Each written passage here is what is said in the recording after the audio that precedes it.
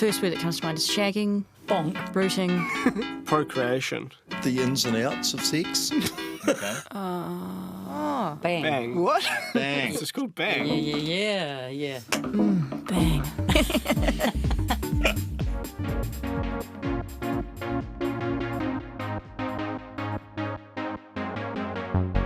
Hello, Melody here, and welcome to another Bang Live episode. This one was recorded at Bats Theatre in Wellington as part of the New Zealand Fringe Festival. It was such a great night, but as always with the live shows, it is a bit looser, and from memory there's a little bit of swearing. We had some sound issues towards the end with one of our guests that we've fixed up as much as we can, and there was also some banging from the show above us coming through the ceiling, which you might not even hear. And the subject matter is generally on the more entertaining than informative end of things, though if you're anything like me, there will be stuff in here to learn. In this episode, a Bang guest from a previous season returns to update us on her sex life. Tawa mum and sex toy expert Abby Lund gives us a super quick demonstration. Morgana Watson talks about menstruation in Te Ao Maori prior to colonisation, and also how to use your cycle to your advantage. And Nic and Lena Beets answer sex and relationship questions from our audience members. If listening to these shows or seeing them promoted on social media gives you FOMO, email me. I'm at bang@rnz.co.nz. Tell me where you are, and you never know, we might manage to wrangle a show in your local hall. Now next week your regular Bang schedule returns with an episode about kink, and then we're finishing up this season with sex positivity, which is, as I found, more complicated than it sounds. Okay, here we go. Welcome to Bang Live at Bats Theatre.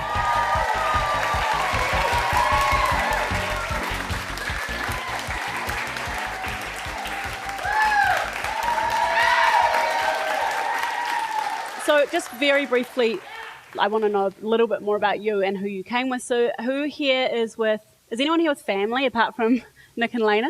Oh, that's exciting. Cool. Anyone on a date? You? Oh, you? Nah, they're together. I mean, it counts. That's good that you're putting that energy into but it's not like a first date because that would probably be a bit much, I think. My husband is here, and I'm not going to point him out, but just look around for someone really handsome, and that's him. Hey, babe. Okay, enough nonsense. Shall we get into it? Let's do it. Let's meet our first guest for the evening. Everyone, please, a big round of applause for Shelley.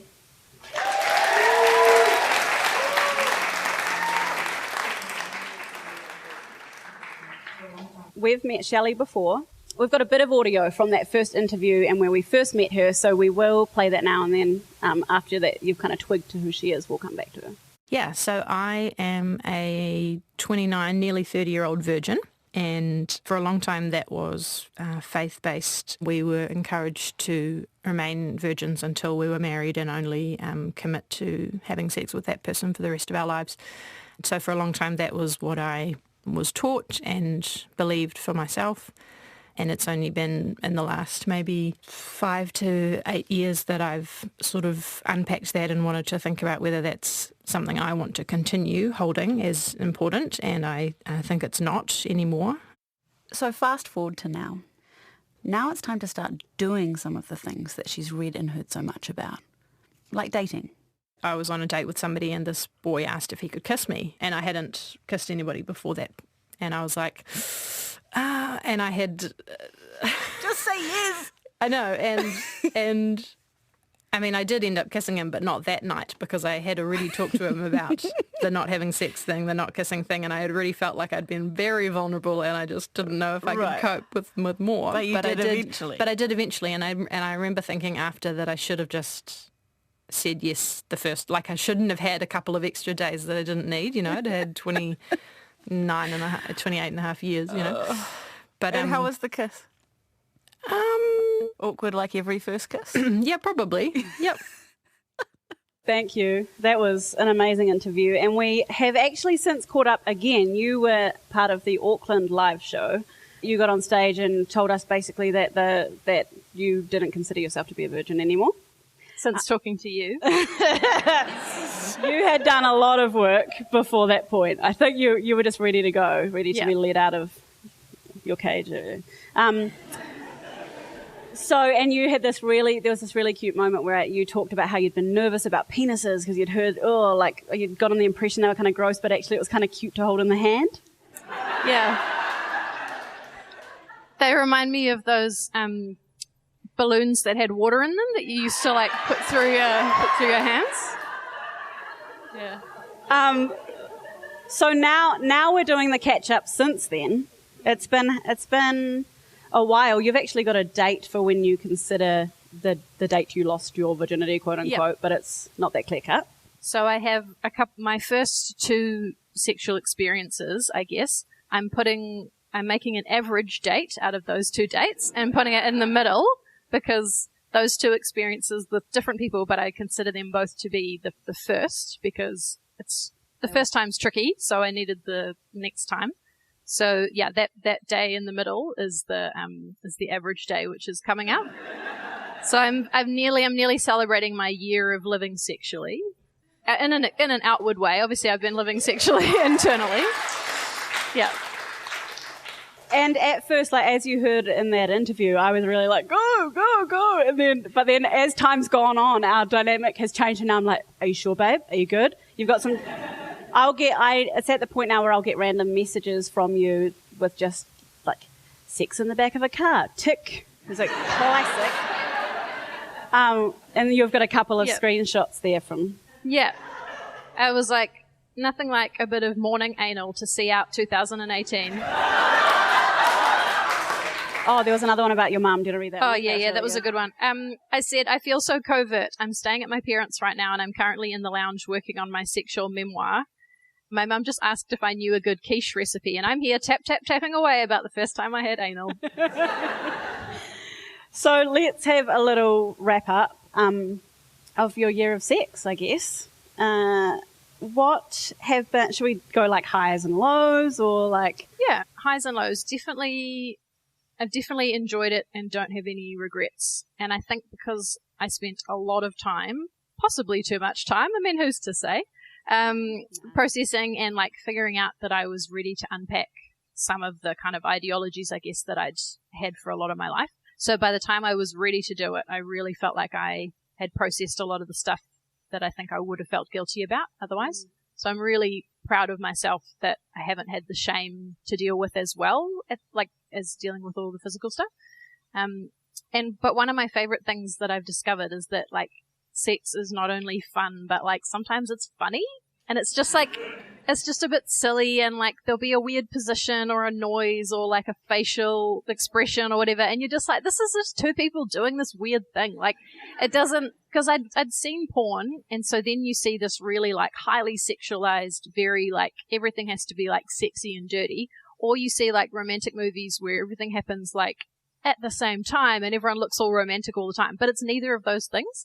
It's just like 2 people doing this strange thing, and sometimes it's funny, and that makes it kind of, I didn't expect that. I didn't know what it was going to be. I knew it wasn't going to be either of those extremes, but I didn't know what it was going to be like, and I'm really glad that I've discovered that. We were talking backstage a bit. Oh my goodness, backstage, I should have been recording all of those combos. There's a lot more interviews to come from what's happened tonight. And you mentioned that one of the things that you're still puzzling through is blowjobs. Yeah, I just think nobody teaches you how to give a blowjob, and unless I didn't go to the right school, I did go to a girls-only school, to be fair, so maybe I didn't learn. But every sexual partner I've had in the last year, I've talked to them about how blowjobs are really weird and unusual to do, and I don't know what I'm doing. And each subsequent time, I still haven't really known what I'm doing. And so with each of them, I've been like, is this okay? Which I think is good for communication. But usually I'm like, is this okay? And they're like, yeah, I mean, I don't really know how to describe it to you, to tell you how to do it. And with all of them, I've said, like, have you ever done it? Because it's actually quite difficult. And I think you need to do it so that you can know what it's like being on this side. And only one of them has been like, yeah, I have actually tried it, and it's, I'll give you some credit. It's not that hard. I mean, it is that hard. Because if you're meant to do it with your mouth, but then your teeth are in your mouth and you're not meant to use your teeth.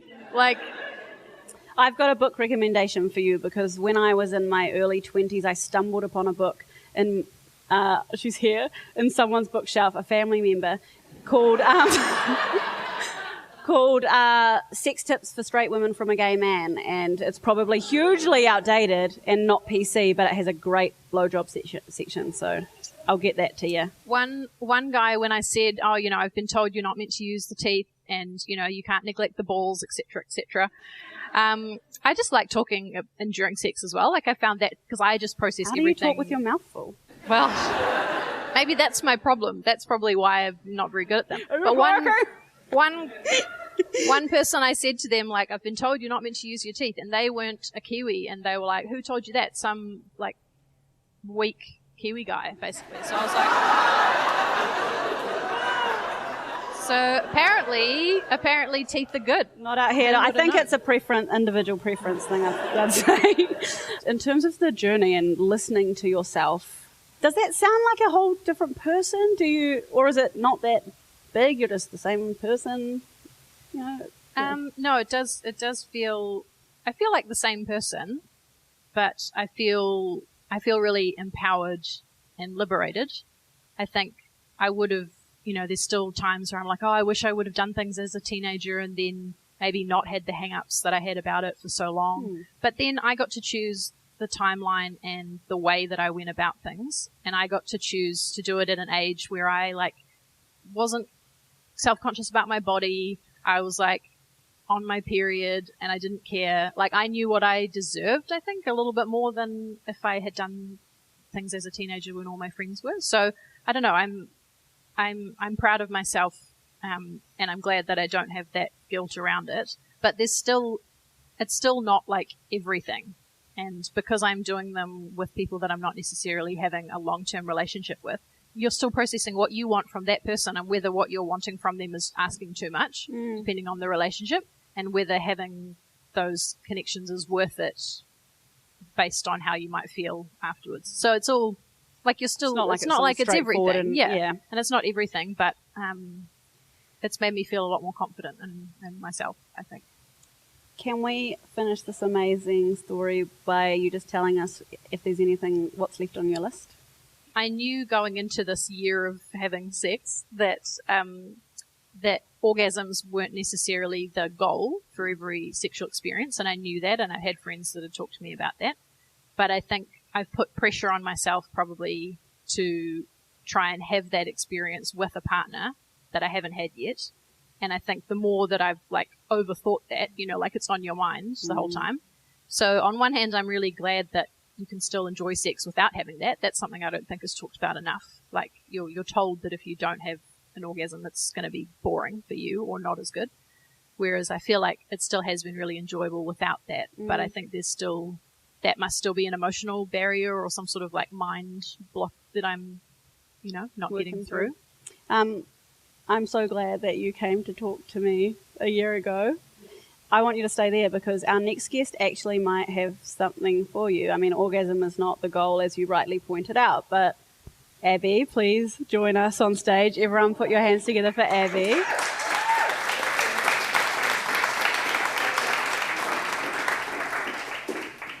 Kia ora, whānau. Abby Lund. Yes. I was like, how do I pronounce her last name? Abby Lund. Everybody, this is Abby. And we met on a panel where it was like a sex relationships advice panel, and there was an actual expert there, and then we were adding our own whatever in. And then out of nowhere, Abby just put her handbag on the table and stood up, like, front row centre, and just started bringing out her sex toys and talking about them. And she had grabbed them just on the way out the door, yeah? You'd, like, run back for one almost. Yeah, my mum was picking me up, and I was like, why do I not have a bag full of dillies? So I ran upstairs and gave them a quick rinse, and off we went, yeah. That's how we roll in Tawa, eh, babe? Yeah, so Abby's the Tawa mum with a handbag full of dildos.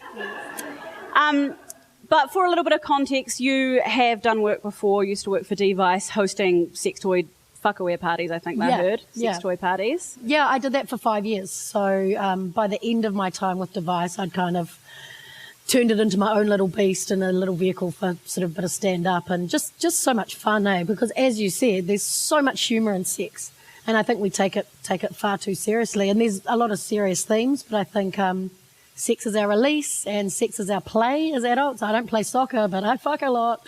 So, Okay, so yeah.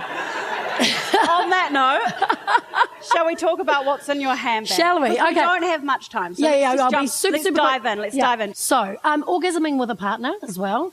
A toy is a great way of getting you into that sort of thing and upping your chances. So let's just have a little go.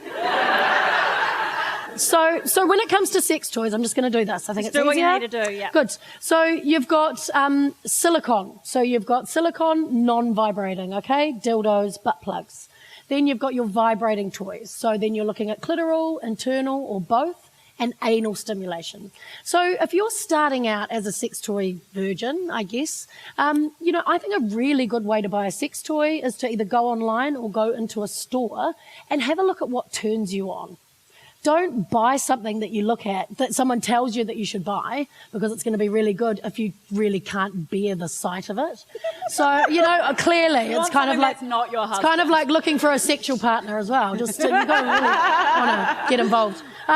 But so when we're looking at something silicone, we've got a strap-on here, and we'll talk a little bit more about that later.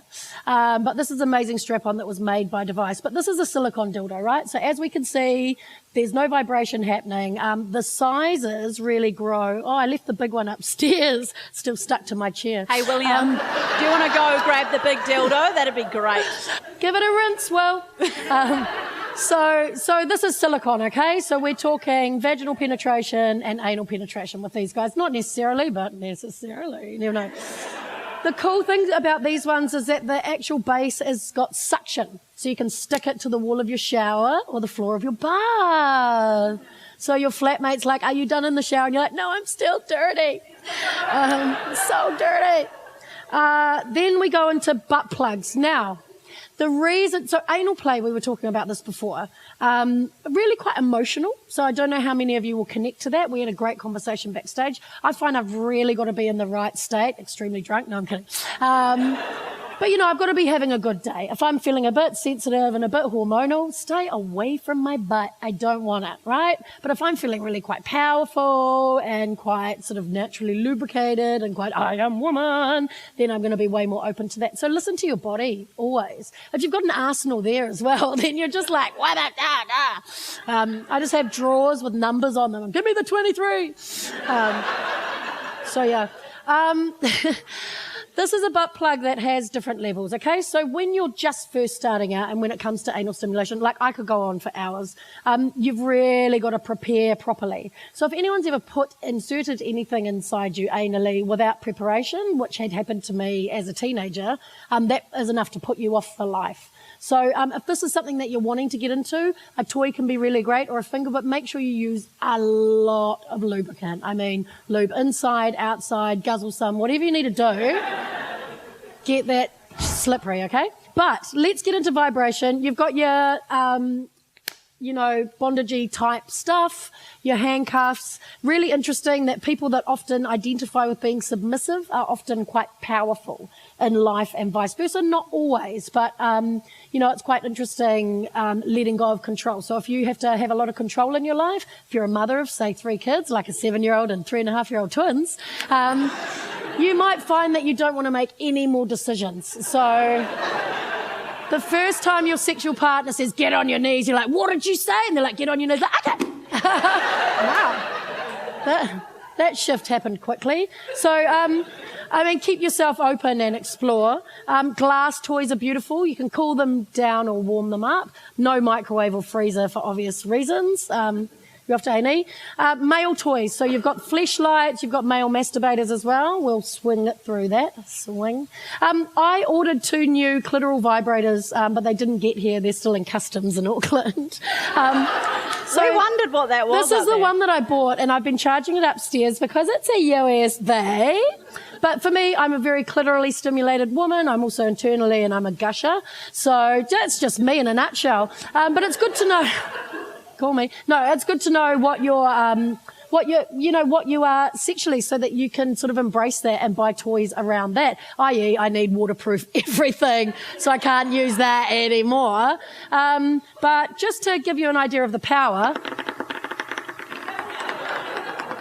Apparently it can go up and down, but mine's permanently set to high. I don't have a lot of time. I'm like, I've got a 3-minute window. Let's masturbate. Okay, good. Speaking of a 3-minute window. This is a little pelvic floor ball, and that's good for keeping your pelvic floor tight. But also, if you wear it to the bar, you can dance around it. And if someone looks at you funny, you can pull it out and flick it in their eye. Sex Toys 101 with Abby Lund. I don't know.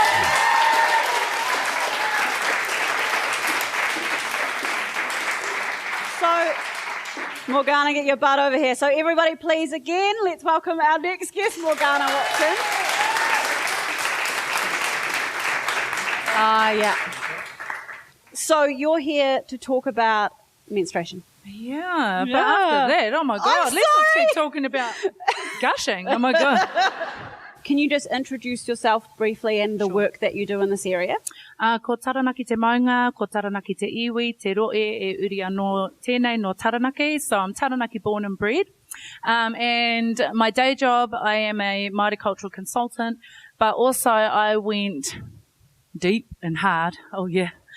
Hard and deep into researching about traditional Māori practices and belief systems regarding menstruation and how that's changed a lot since colonisation, and also the science behind it. And I found that the science and tikanga Māori married up quite nicely. So it was really cool, and I'm my own little guinea pig too. So. Yeah. So let's talk about a bit about this, how the science and tikanga Māori married up. Yes. Maybe briefly first, can you tell us what the we need a lot of time, but a little bit about attitudes to menstruation in Te Ao Maori pre-colonisation. So pre-colonisation, super, super beautiful. Just think of a utopia of everybody.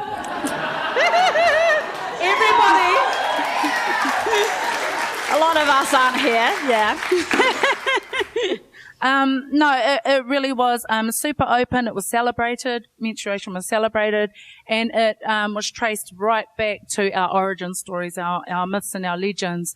So when young girls did become women and menstruate, they were celebrated. The men were certainly part of that. The boys knew all about menstruation as well. There was a spirituality to it as well as the physicality to it. So basically, when you're a young girl, you got your period, you told everybody, everyone celebrated it with you. There were certain rites and rituals that you went through. You're on light duties, and you were also given special foods to help with your iron intake and your vitamins and everything. Oh. Yeah. So super, super cool. Super, super cool. And so we're 2019, we're reclaiming all of that. Yeah. Yeah. So we're teaching our daughters all of that. Yeah. Very cool. I don't know if you saw, Leonie Hayden did a video for the spin-off about menstruation and Te Ao Maori, and it doesn't matter. They were talking about some women crouching and bleeding directly onto the ground because that whakapapa, that link of like whenua to whenua, or I don't know if that is whenua, that's placenta, but you know. Yep. So, yeah, totally. And so the first menstruation story comes from Papa Tuanuku, our Earth Mother, and how it begat basically from our atua or our gods or kaitiaki, our guardians, from them right down to the first human who was a woman in Māoridom. I don't know if you know that, but the first human created as a woman, from the blood of Papa Tuanuku, Kurawaka. And so, women are highly respected, and also, the actual blood itself is known to, or is believed to be our whakapapa. So when a woman bleeds, she is highly respected because with that comes the ability to create more humans, obviously. So whakapapa has a huge part to play in that, and legacy has a huge part to play in menstruation in Māoridom. Oh, sounds better than what we got now. We're getting there. Okay, so part of what your work now entails, having done this research into Te Ao Maori and also into the science of hormone levels, is kind of enabling people who menstruate to use those hormones to their advantage. So I'm on day 12 of my cycle. Ooh, go, yeah. I know. I think everyone can tell I'm on my way into my Is she glowing or what? fertility week. Yeah. Where's hubby? Make a baby with her. Make a baby. No, No babies. I'm kidding. No babies. But I know that I've got some increasing estrogen going on. Yes. Estrogen is on the up. So what's that doing to me? So your comms are really, really hot right now. So, obviously, not obviously, if you don't know, day 12 is going into ovulation. By day 14, she is ripe and ready to go, guys.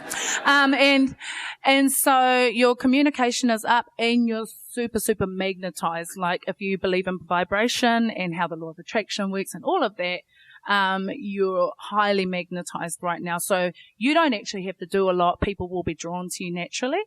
And this happens with all of us, when we are in an ovulatory phase. Yeah. So I'm guessing if ovulation equals magnetism, then like menstruation is like repel, like get away from me. Is that true? Not so much. I love the reason I love the phase of menstruation is because your hormones, the hormones that are being released, literally help your right and left brains to communicate with each other, which means you can look at the world objectively and subjectively. This means that if you need to do some really big life plans, do it while you're bleeding. Do it while you're bleeding. Like literally stop everything, cancel the meeting, get a babysitter if you need to, and sit down and plan out everything because you have a real diplomacy going on in your brain. And so, you're going to be able to plan and see things very clearly. See, now every time that I have a period-related fight with my husband, I'm going to be like, actually, I'm being very diplomatic. I am so in my diplomacy right now. Exactly. Yeah. If you'll just take a step back like my right brain currently has.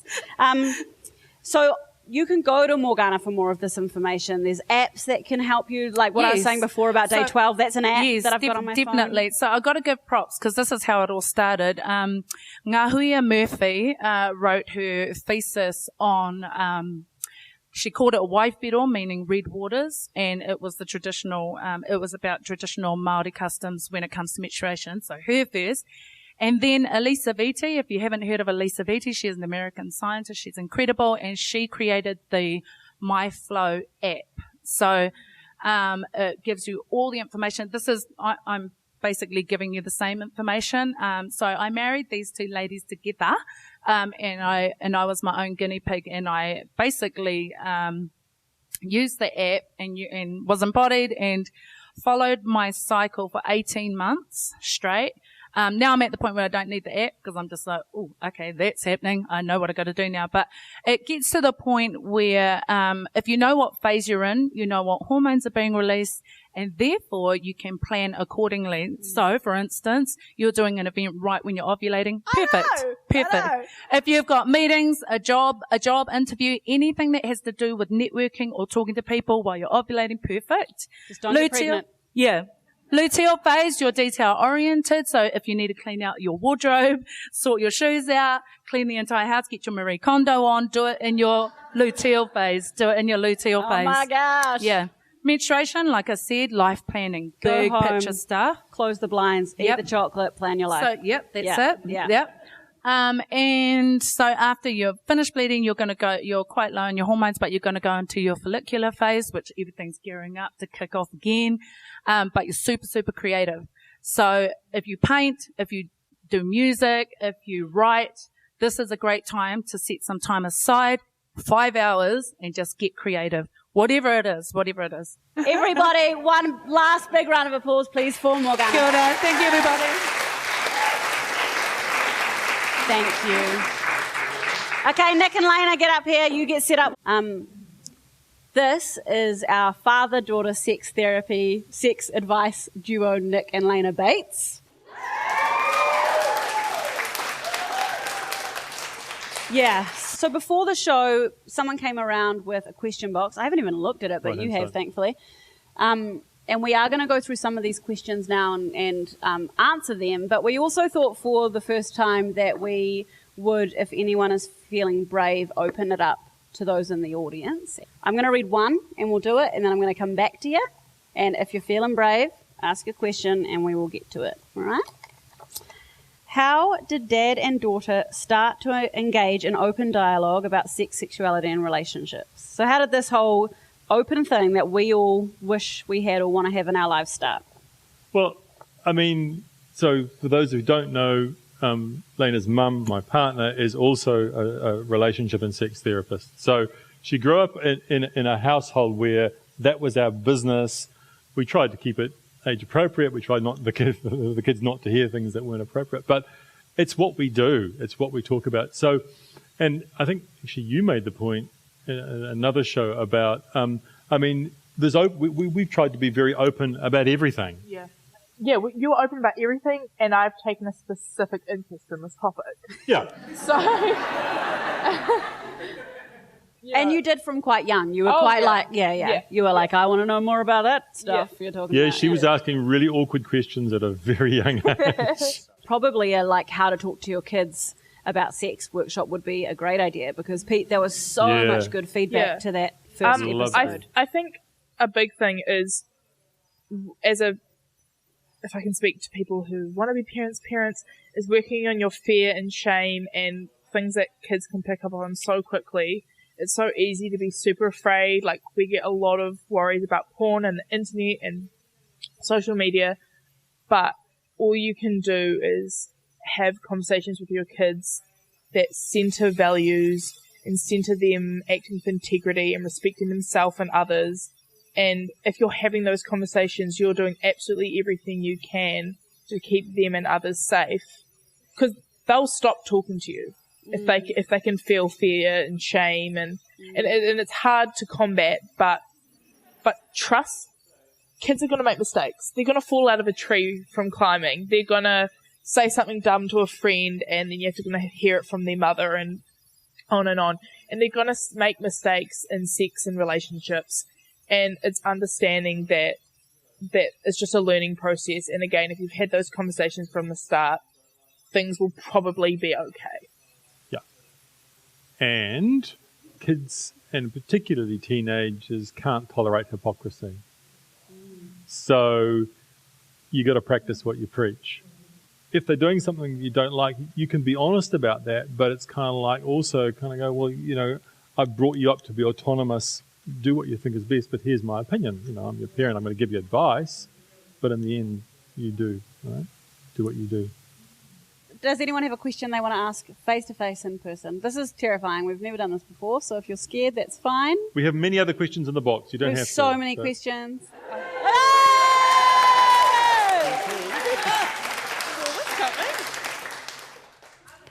Okay, this is Melody in the studio after the fact, but I'm just here to tell you what's happening here because it's kind of hard to make out. So this audience member is asking Lena about what her first memories were of feeling sexual and whether she felt comfortable talking to her parents about it.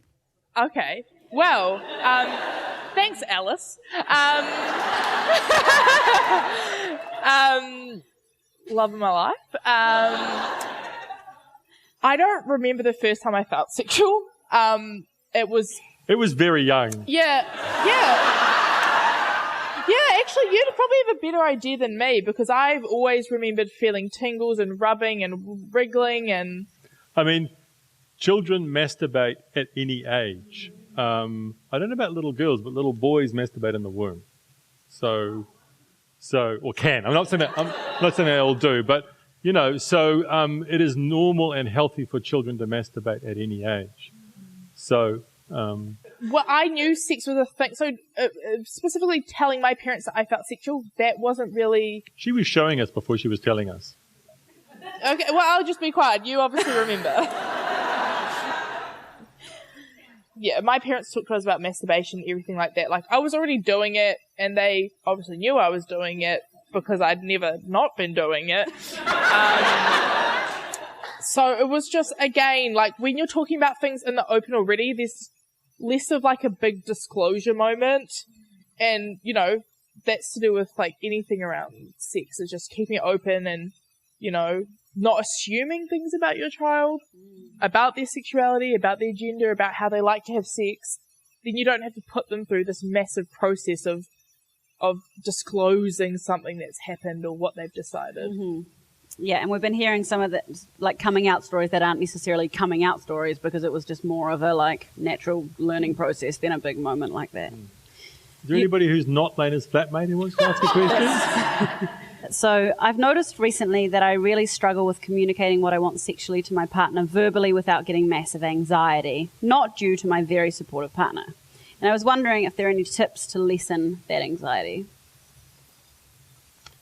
Well, I think something that helps me with that is that if the tables were turned, I would want to know.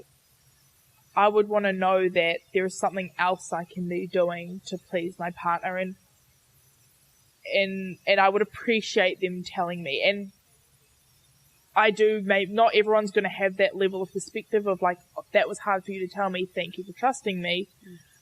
But if you can imagine yourself at the other end of that conversation and how you'd want it to be said to you.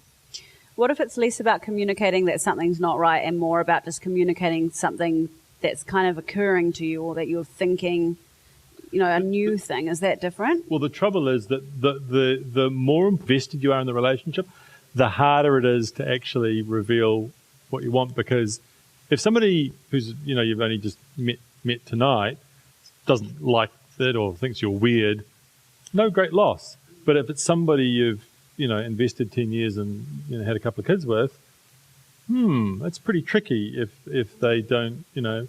So one of the things is realizing that intimacy gets harder. So talking openly, talking intimately gets harder the longer you've been with somebody. And I don't think we're prepared for that. No, I think we think that that's something that naturally gets easier over time. You know, that's the myth, is that it gets easier. And so we think there's something going wrong. It's actually, no, that's just how it is. Yeah. Well, you know, sometimes it can be really good to have these conversations away from when you're being sexual. Yeah. I think is another thing is sort of take the sort of performance pressure away from it and say, you know, if you've got a long-term partner, you can, you know, who is good to talk with, say, hey, look, there's this thing I'm struggling with, and you know, I feel awkward about it, but you know, and I don't want to say it during sex because I don't know how to ask. I'm afraid of how you'll respond, but I'm really thinking that you know, I'm really interested in that strap-on, you know. So. Is that an official request? Yeah. Amazing. Based on something you said, I actually think this next one is fairly common. I think it was in the last episode of Bang, you were talking about infidelity, and you kind of made a throwaway comment about cheating with someone at work. Yep. So this question is what to do when, and this isn't cheating, this is just attraction, but what to do when you are thirsting over a workmate. Everyone's like, Yeah.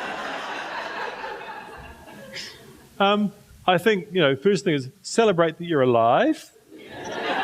That's good. A lot of people have feelings for other people, you know, sexual attraction, get turned on by, and you have to work out, well, who are you and what are you doing? How do you want to live? Typically when people are talking about this with me anyway, it's they're already in a monogamous relationship and all of a sudden they're confused by the fact that they're having, you know, lustful feelings or feelings of desire towards somebody who's not their partner. And, you know, you don't have to do anything about your feelings. I mean, and feelings it doesn't mean your other relationship is failing in any way. Yeah. No, my dad has a good saying that I told the person I'm dating right now. It doesn't matter where you get your appetite as long as you eat at home. Which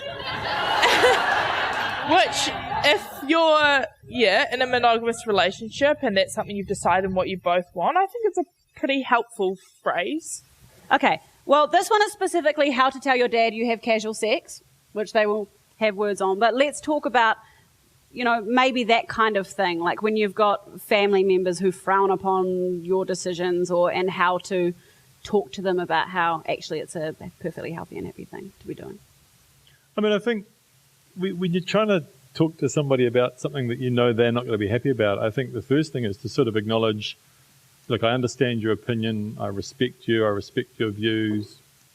Not if that's not true, but, you know, I mean, don't lie. But it's like, I'm coming from a different place, right? So kind of acknowledge the validity of their position before you kind of tell them something that is really, is going to challenge their position, I think is the first thing. Yeah, like I get it, but if someone's telling you your sexuality isn't real or the way you're living your, like, you know, There's a line. I'm not going to come here and be like, I respect you for telling me I'm a slut. Like, no. An extreme ender is sometimes you just have to give up on those conversations if it's causing too much harm, if it's too tiring, if it's, and that is a reality, and that is okay, and that's hard to come to terms with. But that is a really valid option if you need to take care of yourself. And then I think maybe having those conversations not alone can be helpful sometimes as well. Like if you're there with an auntie and a cousin who you know are a bit more open, a bit more understanding of your position, that can be helpful as well. Yeah, there's just a couple of things. Yeah, I mean, another one is, you know, what are you afraid of, Dan? Yeah. What are you afraid of? You know, because, you know. There's a lot of fear often in judgment. Yeah. We're officially over time, so we're going to have to wrap. To the crew who helped, house lighting and sound person, William Saunders, William Ray for not getting the dildo, Adam McCauley, Maggie Tweedy and Harriet for setting up this amazing set, and every single one of our guests today. Thank you so much. Please can we give them one last big round of applause.